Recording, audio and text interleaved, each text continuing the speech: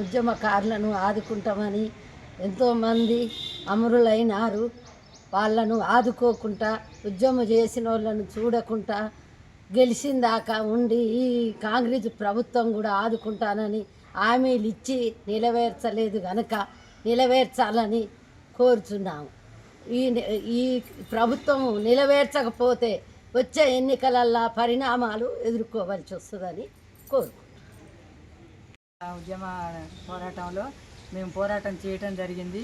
ఉద్యమాలు చేసి కొట్లాటలకు పోయి తన్నులు తిని దెబ్బలు తిని పోలీస్ స్టేషన్లకు వెళ్ళి మేము చాలా ఉద్యమాలు చేశాము. చేసిన తర్వాత కూడా తెలంగాణ తెచ్చుకోవటం జరిగింది. తెలంగాణ ప్రభుత్వం తెచ్చుకున్న తర్వాత మాకు పోరాటాలకు వచ్చిన దానికి బెనిఫిట్స్ అనేవి ఏం కూడా తెలంగాణ ప్రభుత్వం కొంతమందికి మాత్రమే చేసింది. ఆ తర్వాత మళ్ళీ మిగతా వాళ్ళని కూడా ఇంతవరకు తొంగి చూడలేదు ఆ ప్రభుత్వము. కాంగ్రెస్ ప్రభుత్వం వచ్చిన తర్వాత మేము ఇవన్నీ చేస్తామని చెప్పడం జరిగింది. ఎలక్షన్ల ముందు చెప్పిన తర్వాత అవన్నీ చెప్పడం చూసి తెలంగాణ కాంగ్రెస్ ప్రభుత్వాన్ని గెలిపించుకోవడం జరిగింది.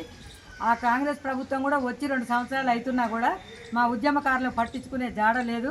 మెనోపేస్లో 25,000 పింఛను, 250 గజాల స్థలము, మళ్ళీ హెల్త్ కార్డు ఒకటి, ఇన్సూరెన్స్ ఇవన్నీ కూడా మాట ఇచ్చారు.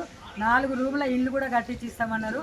ఈ రోజు వరకు కూడా దాని గురించి ఆలోచన చేయట్లేదు రేవంత్ రెడ్డి అన్న మీ బిడ్డలని మమ్మల్ని అందరినీ మేము కనిపెట్టానా. ఎంతోమంది ఉద్యమకారులు పోరాటాలు చేసి మరణాలు చేసుకొని ఎన్నో కుటుంబాలు ఆగమైపోయినాయి. మా కుటుంబం కూడా మేము కూడా పోలీస్ స్టేషన్లో ఉండి పిల్లల్ని వదిలిపెట్టి మేము చాలా ఆగమైపోయినాము. మమ్మల్ని గుర్తించి మాకు వచ్చే బెనిఫిట్స్ మీరు ఇస్తారని కోరుకుంటున్నాము. ఇవ్వకపోతే మాత్రం మేము చాలా పోరాటాలు చేస్తామని కూడా చెప్తున్నాం అన్న నీకు.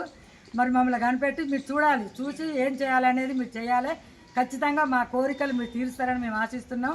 మమ్మల్ని గుర్తించానా నువ్వు ఇప్పటి వరకు కూడా, ఎందుకంటే మళ్ళీ పోరాటాలు చేయడం కరెక్ట్ కాదు. మళ్ళీ మీ ప్రభుత్వం రావాలి అని మీరు అనుకుంటే మా ఉద్యమకారులను మమ్మల్ని అందరినీ కనిపెట్టి మాకు వచ్చే బెనిఫిట్స్ మీరు ఇచ్చి ఉంటే మళ్ళీ కూడా మీరే వస్తారని మేము ఆశిస్తున్నామన్నా.